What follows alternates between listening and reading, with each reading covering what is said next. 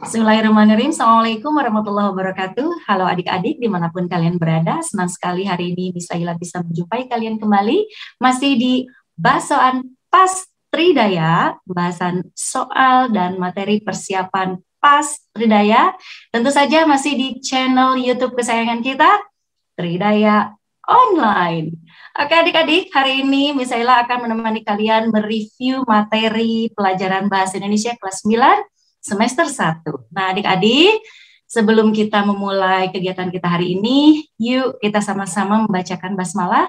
Kita mohon pada Sang Maha Kuasa, semoga apa yang akan kita pelajari hari ini bermanfaat dan bisa membantu kalian memudahkan memahami materi dan soal-soal yang kalian temukan ketika PAS nanti.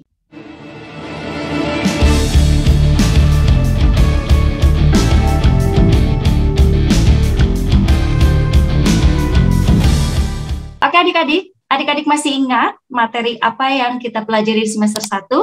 Masih ingat ya? Oke, hebat sekali kalian. Oke, untuk membantu kalian mengingatkan kembali materi yang sudah dipelajari di kelas 9, Misaila akan sedikit mereview ada apa aja sih materinya.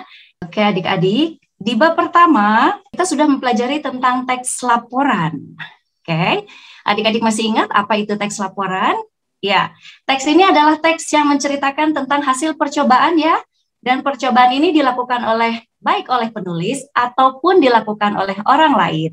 Nah, si hasil percobaannya ini kemudian dilaporkan kembali dan ini biasanya berisi paparan data secara terperinci, hasil praktik, pengamatan, dan penelitian ataupun percobaan yang kita lakukan. Oke, kita lihat struktur teks laporan percobaan itu ada apa saja. Yang pertama, ada tujuan. Di sini menyebutkan tujuan dari percobaan tersebut. Yang kedua, alat dan bahan. Yang ketiga, langkah-langkah. Dan keempat, hasil. Serta kelima, simpulan. Kita lihat model laporan percobaan itu.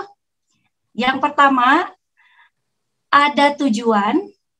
Nah, dalam tujuan ini, kita menyebutkan tujuan melakukan percobaan. Yang kedua ada kajian materi. Nah, dalam kajian materi ini, kita paparkan berbagai teori yang digunakan dalam percobaan, ataupun teori-teori yang mendukung terhadap percobaan yang kita lakukan.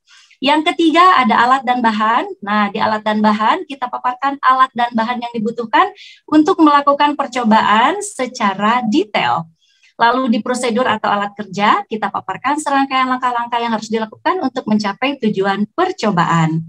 Lalu kita tuliskan hasilnya, hasil percobaan secara terperinci, dan kita kita paparkan di bagian pembahasan hasil percobaannya tersebut ya. Lalu terakhir kita simpulkan hasil percobaannya secara ringkas, seperti itu. Nah, kita lihat ciri kebahasaan teks laporan percobaan itu ada apa saja? Yang pertama, ada kalimat kompleks atau kita mengenalnya dengan kalimat majemuk. Adik-adik masih ingat apa itu kalimat majemuk? Ya, kalimat kompleks itu adalah kalimat yang terdiri atas dua struktur atau lebih dengan dua verba atau lebih. Tentu saja kalimat-kalimat tersebut dihubungkan dengan kata tugas atau konjungsi. Ingat ya, cirinya adalah kata konjungsi, kata hubung atau kata tugas ya. Yang kedua ada konjungsi urutan kegiatan atau temporal ya, seperti kata awalnya, pada akhirnya, sebelum, sesudah, saat itu, ketika, seperti itu ya. Lalu kata rujukan, yaitu kata yang merujuk pada kata lain yang telah diungkapkan pada kalimat sebelumnya. Lalu ada istilah teknis, yaitu istilah keilmuan yang digunakan dalam bidang tertentu. Dan terakhir ada kalimat aktif, yaitu ada kalimat aktif itu adalah sebuah susunan kalimat yang menyatakan adanya tindakan atau perbuatan oleh subjek. Di bab kedua, nah adik-adik masih ingat di bab kedua, ada materi apa? Betul, ada teks pidato. Apa sih pidato itu? Pidato itu adalah, atau dengan kata lain orasi ya, kegiatan berbicara untuk menyampaikan suatu hal di depan umum. Nah, hal yang disampaikan oleh orator itu atau yang berbicara di depan umum tersebut itu bisa berupa pendapat, gagasan, informasi, atau pesan-pesan tertentu. Di bab ini dihususkan pidatonya itu adalah pidato persuasif, yaitu pidato yang isinya itu berusaha untuk membujuk secara halus atau mengajak pendengar dengan menyampaikan pendapat, gagasan, dan alasan yang jelas, masuk akal, dan dapat dipertanggungjawabkan kebenarannya. Itu yang disebut dengan pidato persuasif ya. Nah, kita lihat struktur teks pidato persuasif itu ada apa saja. Yang pertama, ada pernyataan posisi. Yang kedua, ada rangkaian argumentasi. Di terakhir itu ada penguatan pernyataan posisi. Seperti itu adik-adik ya. Nah, kita lihat secara umum struktur teks pidato itu ada 3. Yang pertama ada pembukaan. Masih ingat adik-adik ada apa saja yang kita sebutkan dalam pembukaan itu? Yang pertama ada salam pembuka, yang kedua ada ucapan sapaan atau penghormatan, yang ketiga ada ucapan rasa syukur, dan yang keempat itu menyampaikan tujuan berpidato. Nah, di tujuan berpidato ini ketika kita berpidato persuasif, maka nyatakanlah pernyataan posisi kita, seperti itu ya. Lalu di isi pidato kita jelaskan pendapat, gagasan, alasan atau pesan yang ingin disampaikan, dan ini merupakan bagian dari rangkaian argumen dari teks pidato persuasif. Dan di penutup kita tutup dengan harapan, gagasan, atau doa seperti itu ya, agar pesan yang disampaikan itu bermanfaat. Dan di sini kita kuatkan kembali pernyataan posisi kita. Lalu setelah itu kita ucapkan permohonan maaf, ucapan terima kasih, dan salam penutup. Diingat ya adik-adik, struktur teks pidato dan teks pidato persuasif. Oke, nah kenapa sih harus ada pidato persuasif? Apa sih tujuannya? Seperti itu ya. Nah, tujuannya ini yang pertama itu pembentukan tanggapan gitu ya. Yang kedua penguatan tanggapan, yang ketiga pengubahan tanggapan. Jadi ini sebenarnya bertujuan untuk mengubah pola pikir, pola hidup seperti itu ya, mengubah kebiasaan gitu. Maka ada pidato persuasif seperti itu ya. Jadi kalau awalnya tanggapannya A, ketika kita berpidato, maka audiens nanti akan membentuk tanggapannya sendiri seperti itu ya. Lalu dia akan mengubah tanggapannya terhadap sesuatu hal. Lalu setelah kita mendengarkan pemaparan kita, maka itu akan menguatkan tanggapan dari audiens. Dan di terakhir ketika kita ungkapkan penegasan, penguatan pernyataan posisi kita, maka diharapkan audiens atau pendengar atau yang mendengarkan pidato kita akan mengubah tanggapan mereka terhadap sesuatu hal. Seperti itu. Oke. Dan kita lihat teknik berpidato, adik-adik masih ingat? Ya, ada 4 teknik berpidato. Yang pertama, dengan cara membaca naskah. Ya, membaca naskah. Jadi naskahnya sudah siapkan, adik-adik tinggal membaca naskah pidato tersebut. Yang kedua dengan cara menghafal, dihafalkan detail ya. Yang ketiga itu impromptu. Nah, kalau impromptu itu berarti berimprovisasi seperti itu ya. Jadi serta-merta. Dan yang keempat itu ada ekstemporan. Apa itu ekstemporan? Jadi adik-adik ketika adik-adik melakukan teknik berpidato secara ekstemporan, adik-adik cukup membuat catatan kecil, lalu membuat topik-topik atau outline yang akan dibicarakan pada saat berpidato nanti, seperti itu ya. Bisa difahami ya sayang ya? Oke. Kita lihat karena kita menitik beratkan pada teks pidato persuasif, mohon maaf, itu ada beberapa cara memersuasi ya sayang ya. Yang pertama itu ada dengan cara etika, yaitu dengan menggunakan pendekatan etika atau moral. Yang kedua itu dengan cara emosi, artinya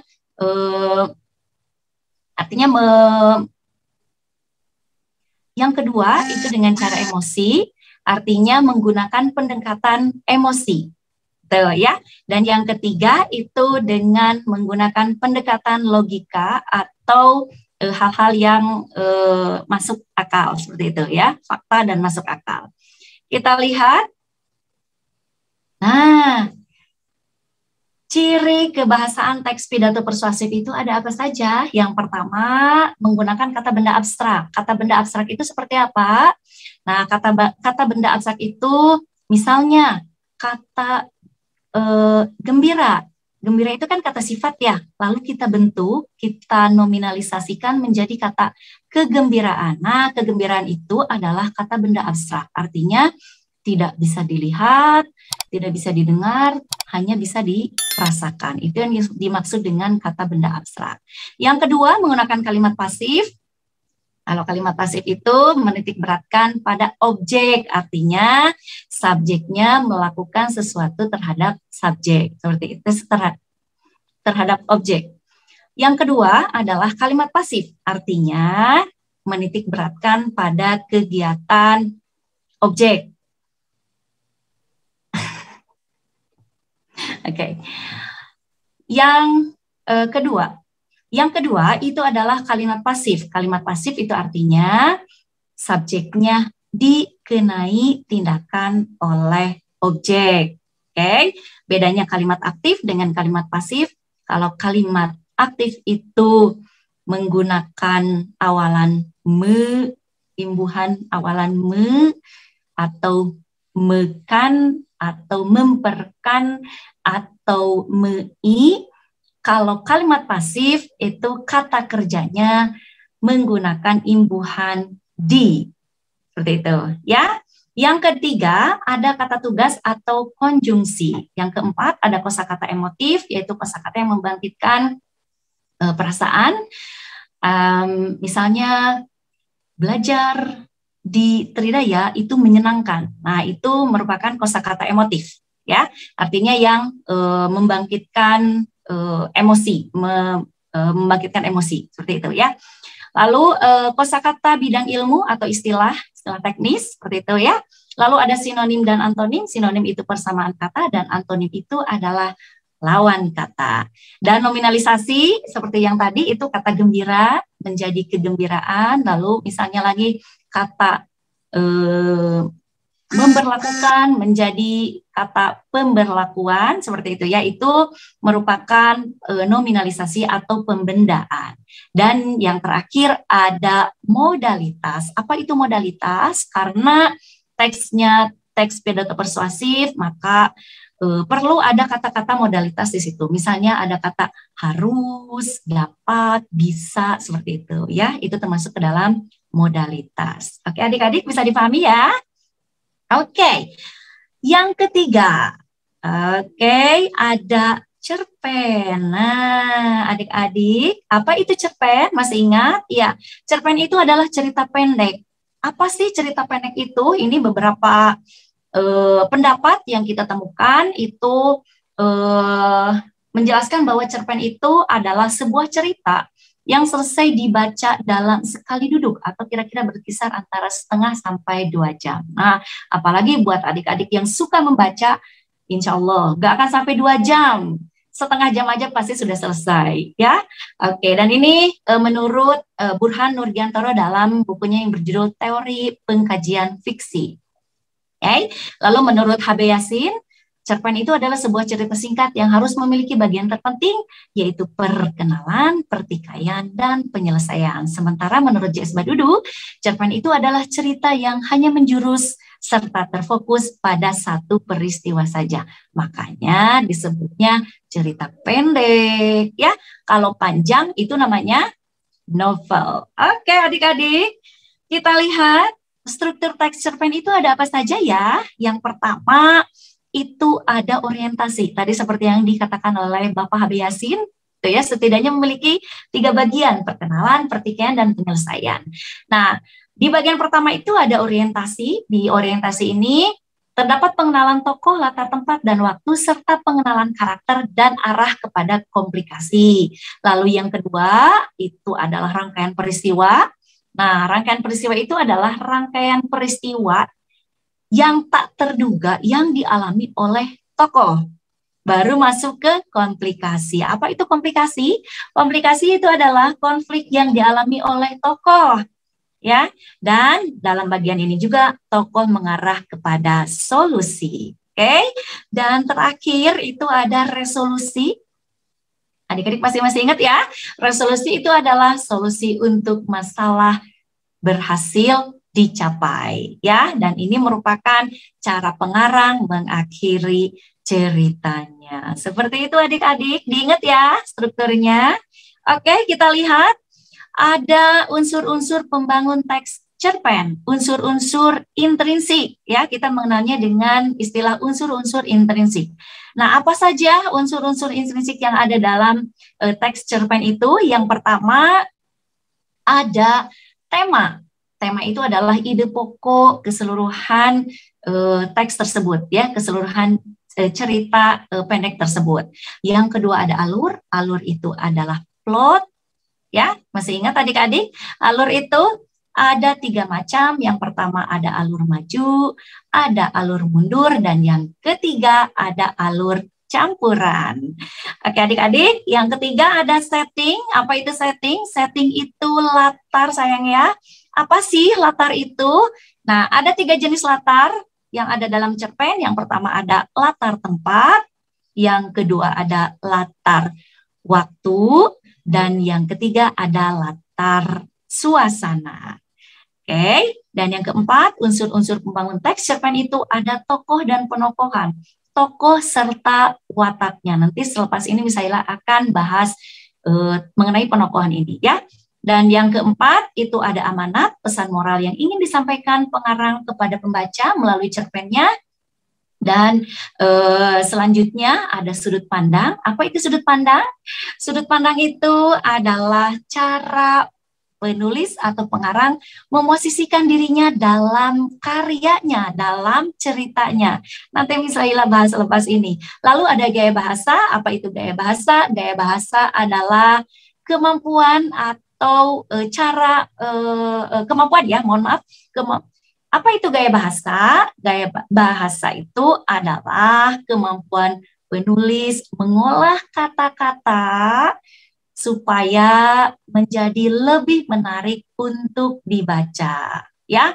Nah, penggunaan majas, simbol atau lambang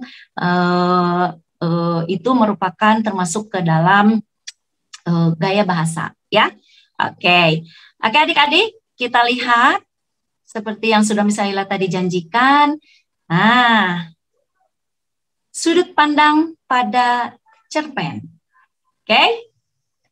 Yang pertama ada sudut pandang orang pertama, atau mungkin di sekolahnya Bapak Ibu gurunya menyebutnya dengan istilah sudut pandang akuan. Tuh, ya, sudut pandang akuan. Artinya si tokoh yang ada dalam cerita tersebut itu adalah aku. Artinya penulis seolah-olah memposisikan dirinya sebagai tokoh dalam ceritanya. Seperti itu, ya. Oke. Nah, sudut pandang orang pertama itu ada 2 macam sayang. Ada pelaku utama, ada pelaku sampingan. Pelaku utama itu ketika terfokus pada si tokoh akunya. Seperti itu, ya. Jadi isi ceritanya itu terfokus pada peristiwa-peristiwa yang dialami oleh atau konflik yang dialami si tokoh aku.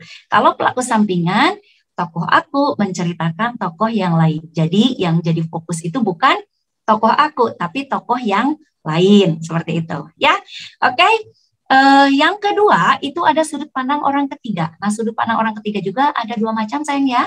Yang pertama ada sudut pandang orang ketiga pelaku serba tahu atau maha tahu.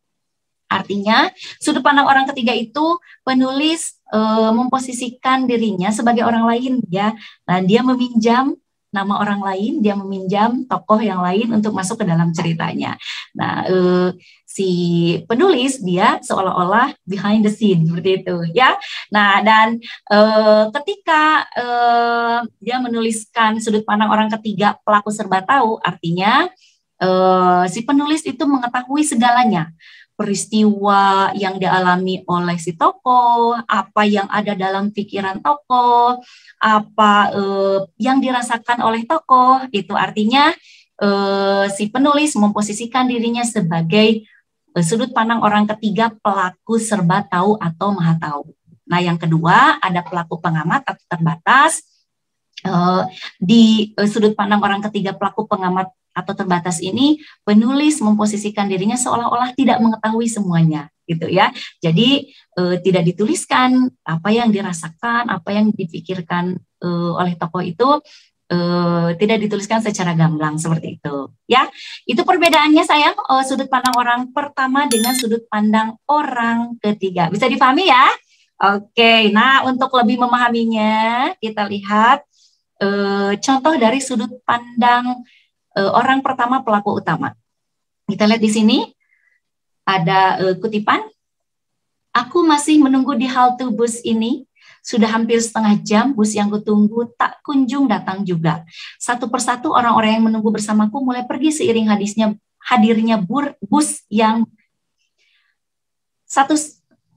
satu persatu orang-orang yang menunggu bersamaku mulai pergi seiring hadirnya bus yang mereka tuju. Setengah jam sudah berlalu, bus yang kutunggu masih saja tak kunjung tiba. Hujan pun turun dan aku masih menunggu di halte ini. Artinya terfokus pada si tokoh aku. Nah sekarang bagaimana contoh sudut pandang orang pertama pelaku sampingan? Kita lihat ya. Prak! Sekali lagi aku dibuat kaget dengan suara pintu dari samping kamarku. Erika pergi terburu-buru sambil lari tunggang langgang. Sepertinya ia terlambat kuliah lagi. Erita adalah gadis yang manis. Ia ramah dengan semua orang. Tidak heran jika banyak orang menyukainya. Dari paragraf ini bisa kita lihat terfokus pada tokoh Erika, bukan pada tokoh aku. Nah itu bedanya sudut pandang orang pertama, pelaku utama dengan pelaku sampingan. Oke adik-adik bisa dipahami ya. Kita lihat sudut pandang orang ketiga serba tahu seperti apakah contohnya. Malika menemui Gino yang tampak kusut dan tak terurus. Ia mendekatinya dan berpikir bahwa mantan pacarnya itu benar-benar menyedihkan sekarang. Berpikir. Ya. Oke, perlahan amarah pun mulai lesap di dalam diri Malika. Nah ini serba tahu karena si penulis seolah-olah mengetahui apa yang ada dalam pikiran tokoh, ya. Oke, dan sudut pandang orang ketiga pengamat atau terbatas itu contohnya seperti ini. Perempuan itu masih terduduk di bangku taman kota itu, tatapannya begitu kosong, dan beberapa saat kemudian air mata pun menetes di kedua sudut matanya. Dia masih tak bisa melupakan kejadian tersebut. Kejadian yang membuatnya kini terduduk sendiri di bangku taman itu. Nah, adik-adik, apakah di situ penulis atau pengarang menuliskan apa yang dirasakan oleh si tokoh? Apa yang difikirkan? Tidak ya? Tidak. Nah, ini yang disebut dengan sudut pandang orang ketiga pengamat. Bisa dipahami sayang? Oke. Nah, sekarang cara pengarang menggambarkan watak tokoh dalam cerpen atau penokohan itu. Kita lihat ada dua macam sayang ya. Yang pertama ada gunakan metode analitik, yaitu pengarang secara langsung memaparkan watak tokoh dengan jalan menyebutkan sifat-sifatnya, misalnya keras kepala, sombong, rendah hati, pemalu, dan bengis. Seperti yang tadi Miss Laila sebutkan di sudut pandang orang pertama pelaku sampingan. Nah ini, Erika adalah gadis yang manis. Ia ramah dengan semua orang. Ini berarti dengan cara analitik. Itu sayang. Oke. Lalu yang kedua itu dengan metode dramatik, penggambaran watak tokoh yang tidak diceritakan secara langsung oleh pengarangnya, tetapi disampaikan melalui hal-hal seperti cara berpakaian, lalu postur tubuh, reaksi antar tokoh, seperti itu ya. Tingkah laku tokoh, ataupun melalui cakapan baik dialog antar tokoh ataupun monolog, ya seperti itu. Nah, seperti apa yang dramatik itu? Nah, di sudut pandang orang ketiga pengamat. Nah, di sudut pandang orang ketiga pengamat, perempuan itu masih terduduk di bangku taman kota itu, tatapannya begitu kosong dan beberapa saat kemudian air mata pun menetes di kedua sudut matanya. Dia masih tak bisa melupakan kejadian tersebut, kejadian yang membuatnya kini terduduk sendiri di bangku taman itu. Tidak disebutkan di situ karakter atau karakteristik atau watak atau sifat dari si tokoh perempuan tersebut, tetapi diperlihatkan melalui perilaku si tokoh perempuan tersebut, dan kita harus bisa menyimpulkannya sayang ya. Hati-hati, ini suka keluar nanti di ujian. Oke, nah kita lihat terakhir ada unsur kebahasaan teks cerpen. Nah, unsur kebahasaan teks cerpen itu yang pertama ada kalimat deskriptif. Apa itu kalimat deskriptif? Kalimat deskriptif itu adalah kalimat yang berisi pemaparan ataupun penjelasan yang sifatnya rinci dan jelas. Nah, pemaparan atau penggambaran pada kalimat deskripsi ini umumnya melibatkan kata-kata yang bisa memberikan pengalaman indera atau pada pembaca atau pendengar kalimat. Nah, itu yang disebut dengan kalimat deskriptif. Artinya yang menggambarkan ya, yang menggambarkan kalimat deskriptif itu atau yang merinci. Nah, yang kedua menggunakan kata atau kalimat ekspresif, yaitu sebuah gaya bahasa konotatif atau emotif berupa pertanyaan, pernyataan, dan permintaan yang mewakili perasaan seseorang. Nah, dan ini diungkapkan dengan impulsif, betul ya, dan eksklusif disertai bahasa badan dalam bahasa lisan atau disertai tanda baca dalam bahasa goresan pena, baik dalam bentuk formal maupun informal. Oke, nah dan kalimat ekspresif ini ada dua macam sayang ya. Ada kalimat ekspresif bermakna denotatif, itu ya, artinya dengan makna yang sebenarnya. Misalnya, alhamdulillah aku lulus ujian, atau misalnya menggunakan kata yang lainnya, misalnya menyatakan kegembiraan, misalnya kata hore, hore, aku lulus ujian, misalnya seperti itu ya. Nah, itu menggunakan menggunakan kalimat ekspresif bermakna atau bernada denotatif. Nah, yang kedua itu ada kalimat ekspresif bermakna konotatif, artinya menggunakan kiasan seperti itu ya. Misalnya dalam kalimat dengan berat hati perempuan itu meninggalkan anaknya. Dengan berat hati itu bermakna konotatif, artinya bukan hatinya berapa kilogram gitu ya, tetapi menyatakan sesuatu hal yang berat dilakukan, tetapi harus dilakukan seperti itu ya. Kayak gitu yang disebut dengan berat hati ya. Jadi menggunakan kiasan. Seperti itu bisa difahami sayang ya, kalimat ekspresif bermakna atau bernada denotatif dan konotatif. Lalu menggunakan majas. Apa itu majas? Majas itu adalah bentuk gaya bahasa untuk mendapatkan suasana dalam sebuah kalimat agar kalimatnya semakin hidup ketika dibaca atau semakin menarik ketika dibaca, seperti itu ya. Nah, kita lihat ada contoh apa saja sih majas yang ada dalam teks cerpen. Nah, sebenarnya adik-adik majas itu banyak ya. Nah, Bismillah ini hanya menyertakan beberapa saja. Kita lihat.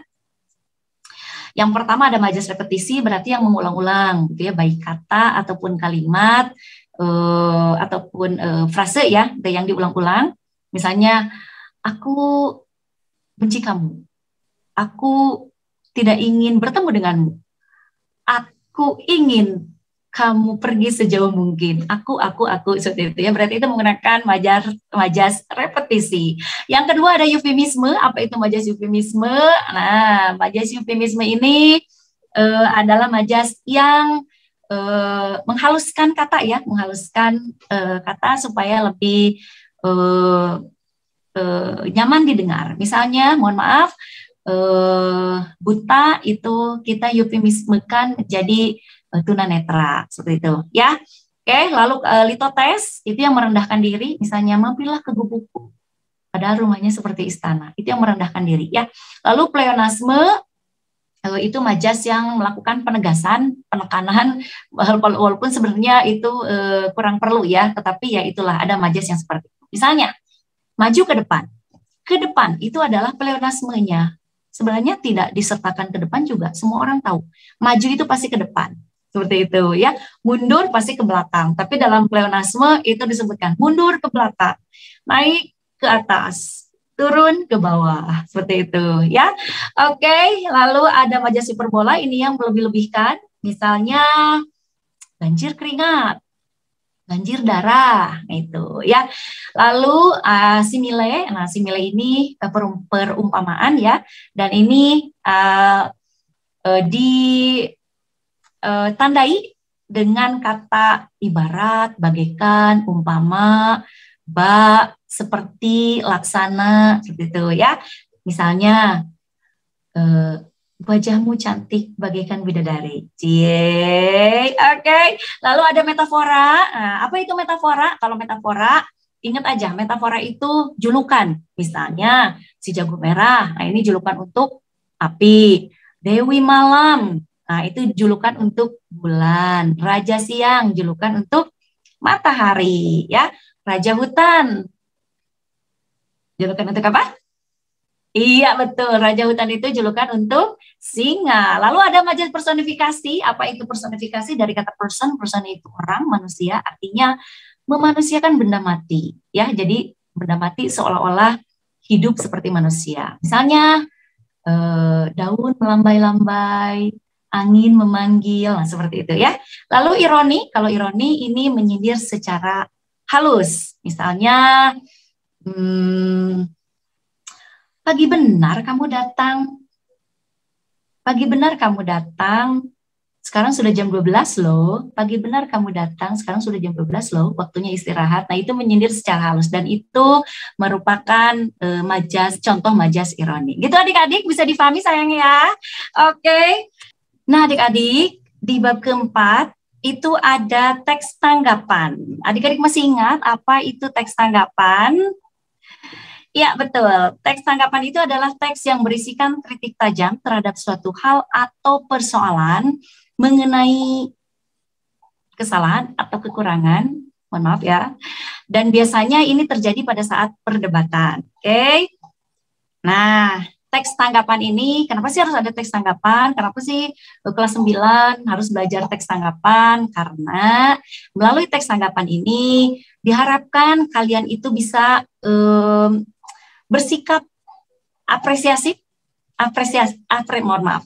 Kenapa sih harus ada teks tanggapan di kelas 9? Kenapa sih kalian harus mempelajari teks tanggapan? Nah, karena melalui teks tanggapan ini diharapkan kalian bisa memiliki sikap apresiatif atau menghargai, seperti itu ya, dan kritis terhadap sesuatu hal. Nah, dan tanggapan ini berupa persetujuan, pujian, ataupun ketidaksetujuan dan bahkan kritik ya, tetapi ini kritiknya kritik yang membangun. Oke. Nah, kita lihat ciri umum teks tanggapan itu seperti apa. Yang pertama, ini bertujuan memengaruhi, mendebat, membujuk, menyanggah, bereaksi, memberikan komentar dan lain sebagainya. Oke. Lalu mengutamakan aspek persuasif. Tuh. Lalu bagian resumenya disusun secara kronologis atau berurutan. Dan penyampaiannya efektif dan tidak bertele-tele. Itu adalah contoh ciri umum dari teks tanggapan. Nah, adik-adik,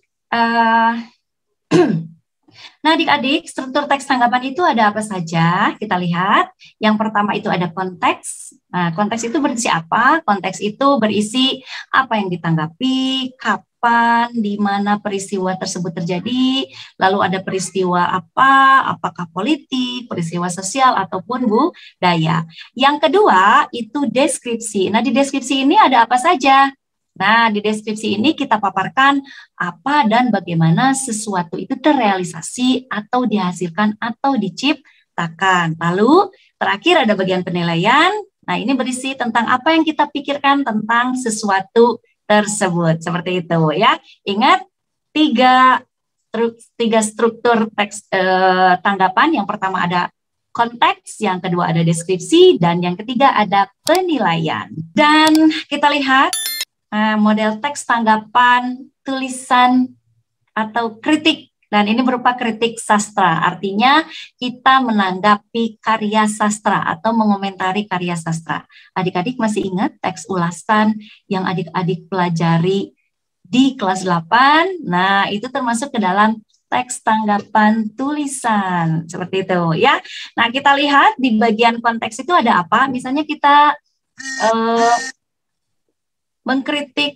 melakukan kritik sastra terhadap novel. Gitu ya, kan novel itu kan salah satu karya sastra ya. Nah, di bagian konteksnya itu kita sertakan dulu identitas novel ya. Yang kedua, konteks pengarang dan karyanya. Baru di bagian deskripsi itu kita kemukakan deskripsi pengarang dan karyanya serta deskripsi karya si pengarang tersebut. Berarti novel yang ditulis oleh si pengarang tersebut gitu ya, kita paparkan di deskripsi karya. Nah, bagian itu biasanya menuliskan sinopsis dari si cerpen tersebut. Nah, di bagian penilaian itu kita tuliskan kelebihan serta kekurangan dari si teks novel tersebut, ya. Nah, yang kita nilai itu boleh fisiknya, boleh bahasanya, boleh isinya. Nah, fisiknya itu misalnya berupa apa? Misalnya covernya apakah menggunakan, misalnya kalau kelebihannya menggunakan hardcover, misalnya seperti itu ya. Lalu menggunakan warna, misalnya ada gambar dan berwarna, misalnya sehingga isinya menjadi lebih menarik seperti itu ya. Lalu fontnya, tulisannya, jenis fontnya juga itu boleh ya, itu masukkan ke dalam kelebihan ataupun kekurangan seperti itu ya. Lalu isinya, misalnya isinya terlalu berbelit-belit, atau misalnya bahasanya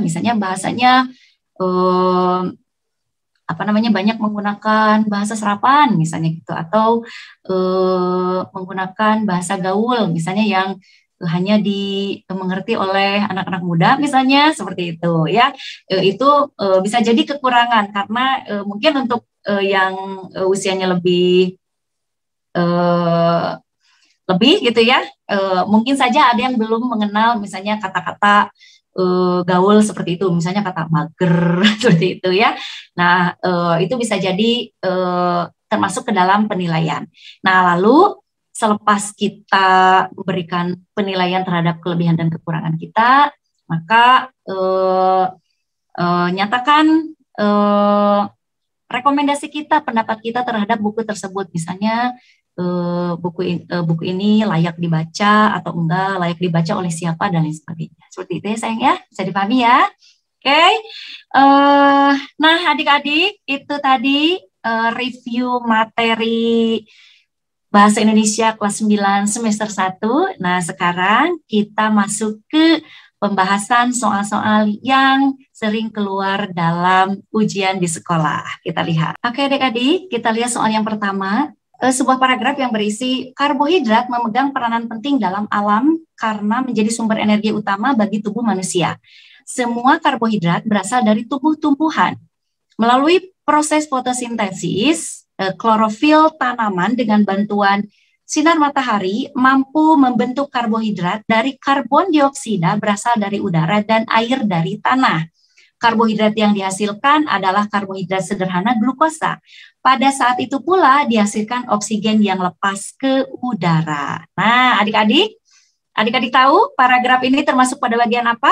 Apakah tujuan, kajian teori, kesimpulan, atau alat dan bahan? Iya betul, karena ini berisi tentang teori-teori yang mendukung terhadap percobaan, maka ini termasuk ke dalam bagian kajian teori. Pintar adik-adik. Oke, kita lihat soal yang kedua.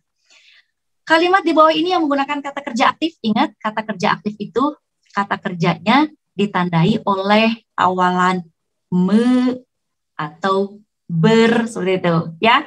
Kita lihat yang pertama bagian A, rapot milik Intan sudah diambil. Di berarti ini pasif. Yang kedua, soal yang sulit itu telah dikerjakan Budi dengan baik. Dikerjakan, di berarti ini juga pasif. Dan yang option C, halaman yang kotor itu tidak pernah disapu. Disapu juga ini termasuk ke dalam kata kerja pasif. Maka yang betul itu adalah yang D, ya. Karena kehausan, Andre langsung meminum. Nah, ini ya, meminum segelas sirup sampai habis. Meminum itu merupakan kata kerja aktif. Berarti ini termasuk ke dalam kalimat aktif, dan ini termasuk ke dalam kalimat aktif transitif karena ada objeknya di situ. Objeknya apa? Objeknya segelas sirup. Oke, adik-adik bisa dipahami ya. Yang ketiga, nah ini mengurutkan langkah-langkah. Ingat adik-adik, ketika kita mengurutkan langkah, kalau misalnya adik-adik menemukan soal seperti ini, maka perlu diingat, langkah-langkah itu harus A to Z, ya. A to Z, jangan zigzag. Kalau zigzag nanti kacau laporannya. Oke, kita lihat. Ini ada percobaan uji karbohidrat. Nah, yang pertama penampilan awal didokumentasikan, yang kedua hasil gerusan diambil secukupnya, kemudian dimasukkan ke dalam plat tetes dan masing-masing diberi label. Yang ketiga perubahan warna yang terjadi diamati, dicatat, dan didokumentasikan. Yang keempat masing-masing bahan makanan ditetesi dengan setetes lubol atau kalium iodide. Oke. Lalu 5 bahan makanan digerus. Step yang kelima, 5 bahan makanan digerus secara terpisah. Roti, tempe, putih telur, pisang, dan kemiri. Lalu ditempatkan pada cawan petri. Nah, urutan langkah uji karbohidrat yang benar itu adalah kira-kira yang mana? Ini langkah yang pertama adik-adik. Coba adik-adik yang di pojok sebelah kanan. Iya, betul. Diawali oleh langkah yang kelima. Betul sekali ya. Yang kelima, baru kedua, lalu ke-1, lalu ke-4, dan ke-3. Itu merupakan urutan uji karbohidrat. Oke adik-adik, kita lihat nomor selanjutnya. Nah, ini ada soal teks pidato. Kita lihat kutipannya. Pemuda tulang punggung bangsa. Masa depan bangsa ada di tangan pemuda. Ada bagian yang rumpangnya, lalu dilanjutkan dengan kalimat inilah makna dari Hari Sumpah Pemuda. Nah, kalimat yang manakah yang tepat untuk melengkapi teks pidato tersebut? Nah, adik-adik kalau ada soal seperti ini, maka cari kalimat yang paling tepat. Ya iyalah yang paling tepat. Ya, oke. Cari yang paling tepat dan paling masuk akal. Apakah yang A, pemuda yang bersekolah tinggi harapan semua bangsa? Ataukah yang B, banyak pemuda yang terlibat pada hal-hal yang bersifat negatif? Gak nyambung. Ataukah yang C, pemimpin bangsa saat ini berasal dari pemuda-pemuda pada masa lalu? Tidak juga, berarti isinya yang D, gambaran bangsa di masa depan akan terlihat pada keadaan pemudanya saat ini. Seperti itu adik-adik, jadi pilihan yang tepat itu adalah yang D. Oke, kita lanjutkan ke soal ke-6. Nah, yang ditanyakan adalah bagian pembuka pidato. Ingat adik-adik tadi di bagian pembuka pidato itu ada apa saja? Ya, oke, betul sekali. Yang pertama ada salam pembuka. Yang kedua ada bagian sapaan. Ya, yang ketiga ada puji syukur. Betul. Yang keempat ada menyebutkan tujuan. Betul. Oke. Nah, kita lihat ilustrasinya. Ketua Tim Penggerak PKK Kodia Jakarta Timur menyampaikan perlunya pengolahan sampah rumah tangga agar dapat dimanfaatkan baik sebagai kompos maupun kerajinan rumah tangga. Nah, manakah bagian pidato yang tepat yang sesuai dengan ilustrasi tersebut? Apakah yang A? Kompos rumah tangga adalah sampah atau limbah yang berasal dari taman, halaman, maupun meja makan, maupun limbah rumah tangga lainnya, tidak selalu harus dibuang. Ini bukan bagian dari pembuka. Ataukah yang B? Puji syukur kita sampaikan kepada Tuhan Yang Maha Esa, sehingga hari ini kita dapat berkumpul dalam rangka menyampaikan perlunya pengolahan sampah. Jangan disangka sampah itu tidak ada manfaatnya. Kalau kita jeli, justru sampah bisa bermanfaat untuk kehidupan manusia. Nah, ini adalah pilihan yang tepat karena ini termasuk ke dalam pembuka ya. Oke, yang bagian C ini kurang tepat. Sebagai masyarakat yang peduli lingkungan, kita dapat mengelola sampah sehingga lebih bermanfaat. Langkah pertama yang dapat kita lakukan ialah memisahkan antara sampah organik dengan sampah non-organik. Nah, ini sudah masuk ke bagian isi. Lalu, demikian yang dapat saya sampaikan, bahwa cara pembuatan dan pengolahan kompos cukup sederhana dengan membuat lubang galian di tanah dan menyimpan sampah organik dari rumah tangga selama kurun waktu tertentu. Dan ini termasuk ke dalam bagian penutup adik-adik ya. Jadi pilihan yang tepat itu adalah yang B ini ya. Oke, kita lihat soal nomor 7. Cara memersuasi di bawah ini yang menggunakan pendekatan etika. Ingat tadi ada 3 ya, etika, emosi, dan logika. Kita lihat apakah yang A. Daur ulang adalah langkah yang tepat untuk dilakukan dengan membuang-buang sumber daya yang terbatas. Kita sama saja sedang melakukan tindakan amoral, yaitu merampok masa depan para generasi penerus. Atau yang B, coba pikirkan berapa banyak hewan-hewan di luar sana yang kehilangan rumahnya setiap hari karena pohon-pohon selalu ditebang. Dengan menerapkan program daur ulang, kita bisa menyelamatkan hutan indah yang menjadi rumah mereka. Lalu yang C, Anda tentu tahu bahwa sumber daya alam yang tersedia sangat terbatas. Anda dan saya, kita bisa membuatnya bertahan lebih lama dengan menerapkan program daur ulang. Jika Anda tidak tahu bagaimana cara memperbaikinya, tolong berhenti merusaknya. Nah, kalau yang A itu menggunakan pendekatan etika. Jadi isinya yang A. Kenapa? Karena yang B itu menggunakan pendekatan emosi dan yang C itu menggunakan pendekatan logika. Seperti itu adik-adik. Jadi jawaban yang tepat itu adalah yang A dan yang bagian D juga itu kurang tepat. Itu adik-adik bisa difahami ya.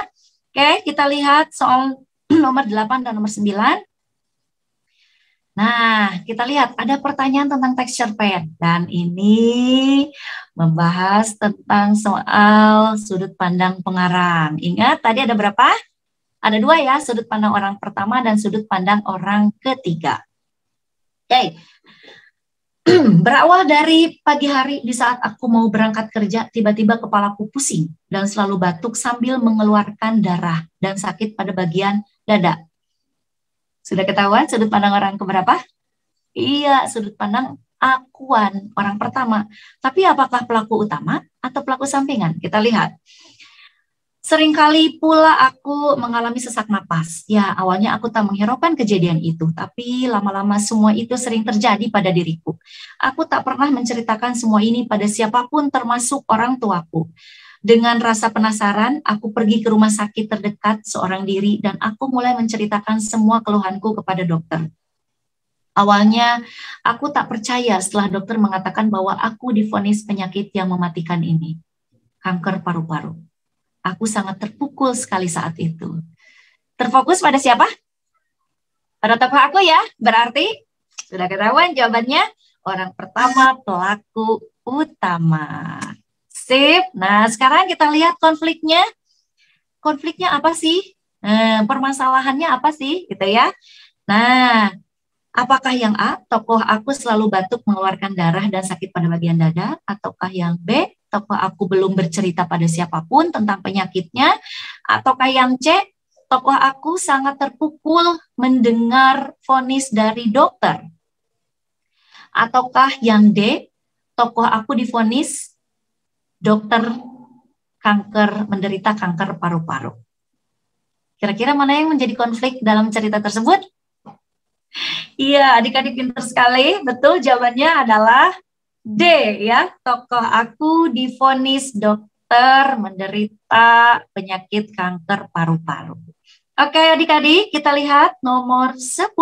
Nah, yang ditanyakan pada soal nomor 10 itu adalah pola pengembangan kutipan cerpen. Kita lihat seperti apa. Uang sebesar 75.000 hanya tersisa di dalam kantong saku celananya.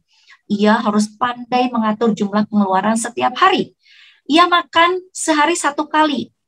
Bayar cicilan utang sebesar 10.000 setiap hari. Membeli obat 25.000, bayar uang listrik 25.000 dan sisanya untuk beli makanan. Sekarang yang tersisa hanya 75.000. Berarti pola pengembangannya dimulai dengan apakah garis besar cerita, apakah masalah, ataukah klimaks, atau lokasi. Iya betul adik-adik, karena ini masalah, karena uangnya hanya tersisa 75.000, sementara pengeluarannya itu banyak sekali ya, maka pola pengembangan kutipan cerpen ini menggunakan atau dimulai dengan masalah. Jadi isinya yang B, ya, yang B sayang. Oke adik-adik, kita lihat pertanyaan nomor 11. Nah, perhatikan dua kutipan teks cerpen berikut.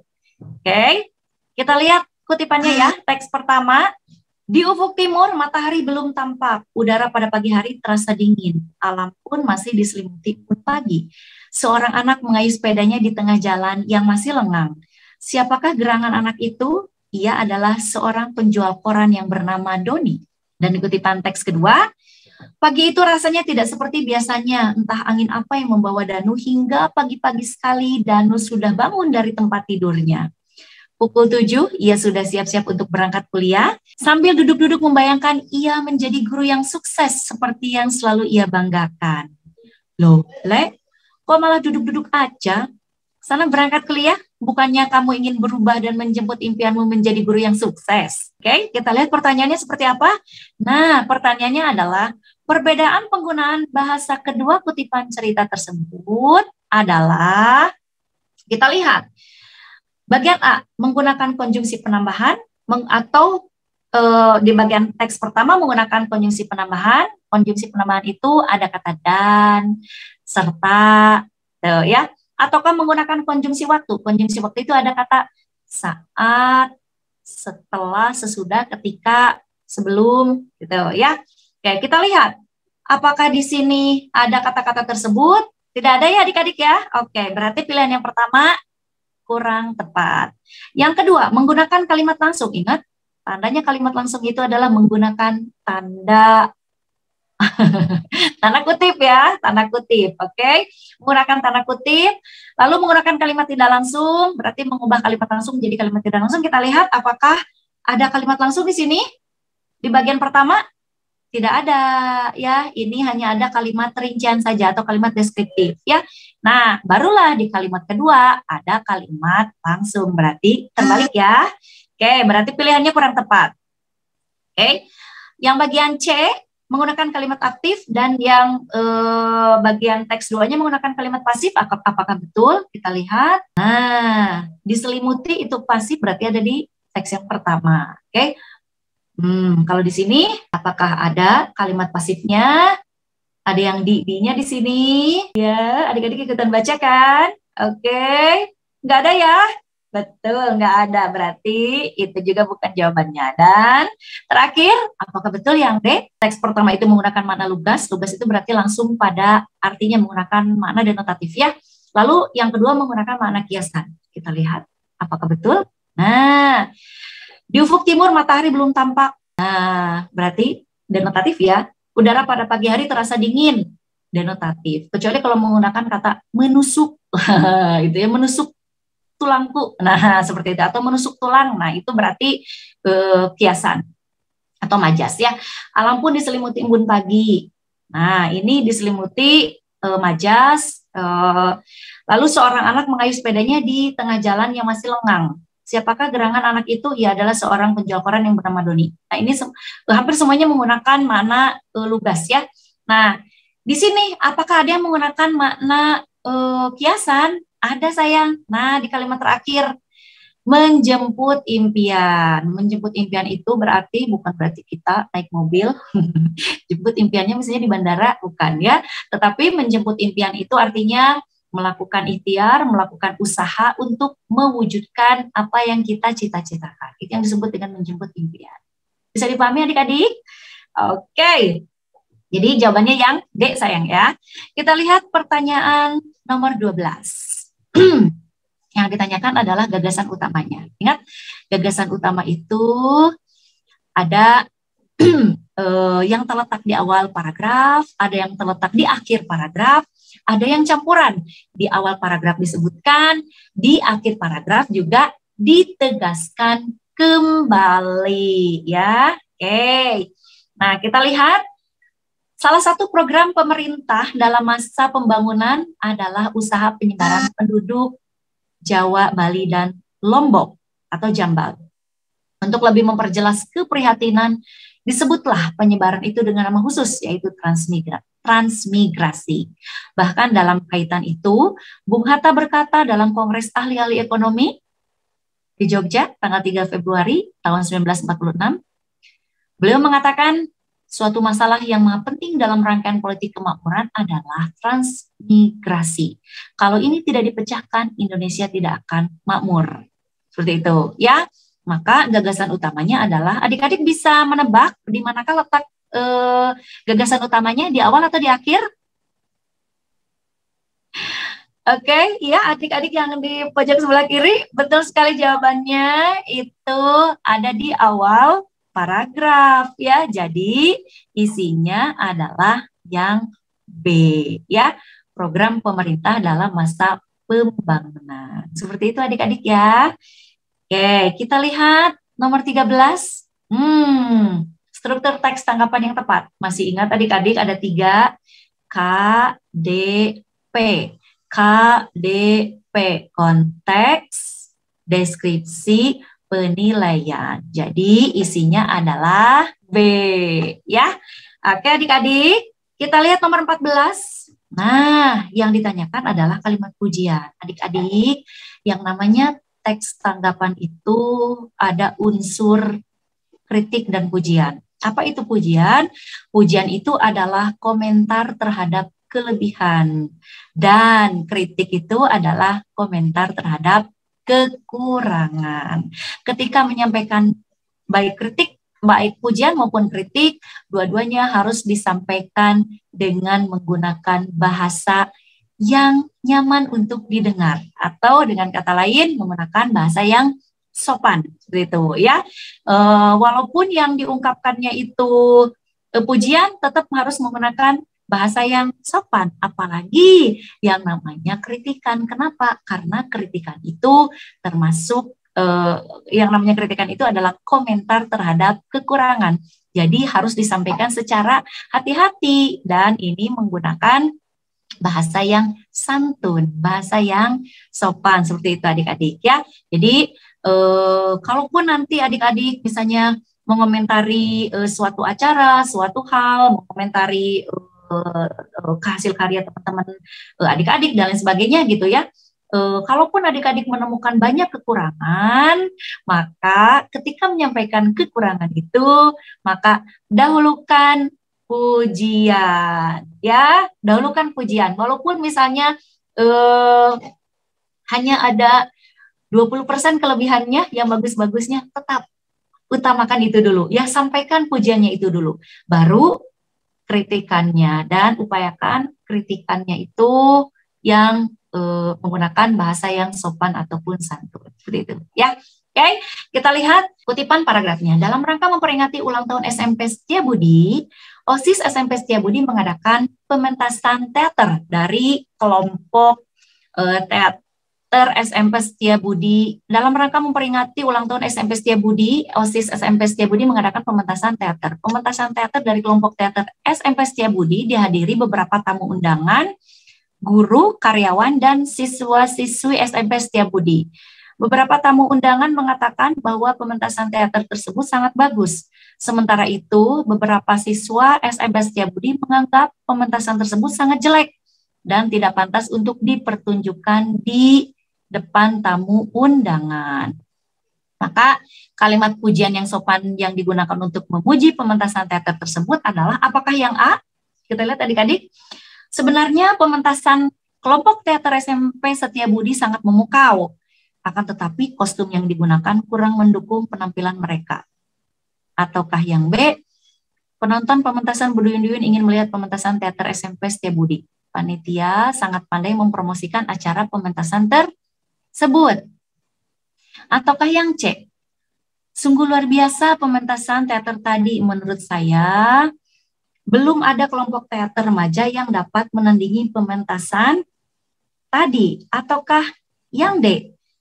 Teater panggung yang digunakan kelompok teater SMP Setiabudi sangat sederhana. tata panggung yang sederhana merupakan penyebab pementasan itu kurang maksimal. Kalimat pujian yang sopannya itu adalah yang, coba adik-adik, yang manakah kira-kira? Ya, karena ini yang ditanyakan adalah kalimat pujian, maka isinya C. Ya, oke, isinya yang C, maka isinya yang C. Sungguh luar biasa pementasan teater tadi, menurut saya belum ada kelompok teater remaja yang dapat menandingi pementasan tadi, karena di sini disebutkan kelebihannya adalah mengatakan, beberapa tamu undangan mengatakan bahwa pementasan teater tersebut sangat bagus. Seperti itu. Ya adik-adik, oke, kita lihat pertanyaan nomor 15. Sekarang kita lihat kalimat kritikan yang sopan yang dapat digunakan untuk mengkritik pementasan teater tersebut. Apakah yang A, pementasan teater tadi hanya seperti orang ribut saja, cerita dalam pertunjukan tadi sulit untuk dipahami. Murid SD pun saya kira dapat melakukannya. Sopan? Kurang ya, mohon maaf. Yang B, tidak sepantasnya pementasan seperti itu dipertontonkan di hadapan banyak tamu undangan. Apakah panitia tidak merasa malu menampilkan pementasan seperti itu? Pedes banget ya. Oke. Yang C, teater SMP Setiabudi masih perlu berlatih secara intensif lagi supaya penampilannya lebih meyakinkan. Jika pembenahan terhadap latihan dilakukan, saya yakin penampilan-penampilan selanjutnya akan lebih baik. Nyaman sekali kedengarannya ya adik-adik, berarti pilihannya yang C. Kenapa? Karena yang bagian D juga, coba lihat, kelompok teater SMP Setiabudi sesungguhnya memiliki bakat dalam seni pementasan, akan tetapi kelompok teater tersebut kurang diperhatikan dan dibiarkan terbengkalai. Nah, kalau yang ini kurang nyambung ya sayang ya. Oke, jadi isinya itu adalah yang C. Nah adik-adik, itu tadi kita telah mereview materi dan soal yang telah kita pelajari di pelajaran Bahasa Indonesia semester 1 kelas 9. Semoga bermanfaat ya adik-adik. Sampai ketemu lagi di lain kesempatan. Tetap pantengin channel YouTube kesayangan kita, Tridaya Online. Assalamualaikum warahmatullahi wabarakatuh. Tetap semangat.